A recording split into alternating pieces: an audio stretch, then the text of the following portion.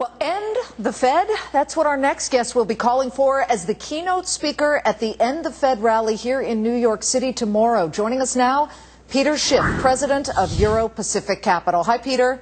Hi, Liz. How are you? Very well, thank you. I'm sure the Fed finds this mildly amusing and doesn't believe it would ever come to much, but why do you find it a really serious issue?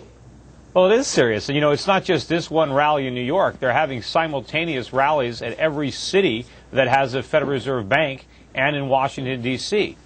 And, you know, the bottom line is the Fed is chiefly responsible for the predicament that our country finds itself in, and the Federal Reserve is not living up to its original mission. I mean, first of all, when we first established the Federal Reserve back in 1913, you know, Federal Reserve notes were notes. They weren't dollars. They were promises by the Fed to pay gold.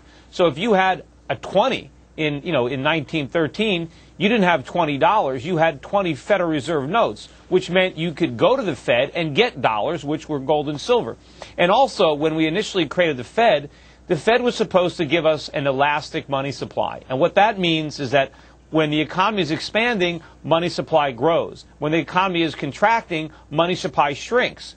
But instead, what we have is a Fed that every time the money supply the economy contracts, they print even more money, and they're blowing one asset bubble after another. But Peter, so we need to abolish the Fed. But, Peter, the Fed and people who support it would say we're here to stabilize what, as we saw in September, can be a very volatile system of banking. But remember, Liz, they didn't stabilize it. They destabilized it in the first place. You know, that's the destabilizing factor. They kept interest rates too low. They got everybody drunk. Now we're putting them in charge. It doesn't make any sense. And, of course, you know, there's a bill now to try to audit the Fed that many members in Congress are actually supporting, introduced by Ron Paul. But at least we have some right at this point to know what these guys are doing because they operate in secrecy behind closed doors. The original reason was that they had to be independent. And the Federal Reserve is a private banking syndicate. It is not officially part of the government. It was supposed to be independent, and it was given powers that the government itself does not have,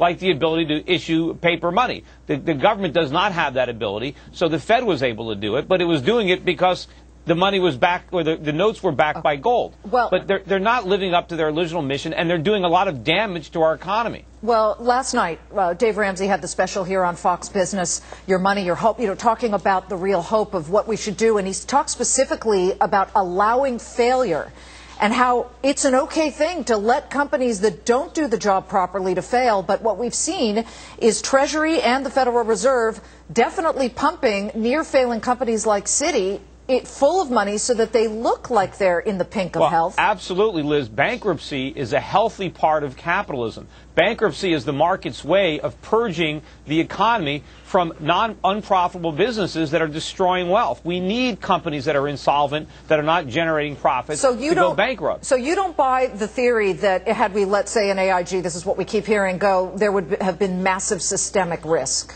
Well, look, there's no doubt that there would have been big problems, but the problems are going to be worse because we bailed them out. And, you know, what kind of nation do we want to live in? Look at the results of this investigation in New York, where we find that Ben Bernanke and Henry Paulson, working together, pressured Bank of America to go on with this the acquisition of Merrill Lynch and not divulging to their shareholders the concerns that they had and the losses at Merrill Lynch. If you remember, I was on your program when they announced this deal, and I said there's got to be something going on behind the scenes. Why would Bank of America buy Merrill Lynch? It made no sense, and now we know. And if they're talking about securities fraud on the part of Bank of America, it's got to be worse. Sure. For Bernanke and Paulson, because not only should they be indicted for securities fraud, but abuse of power. Well, I mean, do we want to be in a situation where our government officials can pressure people to do things that they're not supposed to do? Well, you did say that on our program here on Fox Business several times, and you know, people are so critical now of the media, but we did give you a voice there, Peter. Thank you for coming on. The rally is called End the Fed.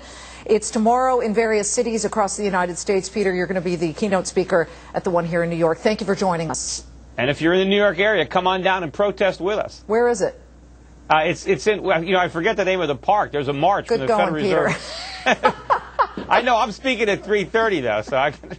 That's all he knows. You know, he's one of those focused people, kind of linear thinking. Thank you, Peter. We'll see you later. 10 minutes. Where's City Hall?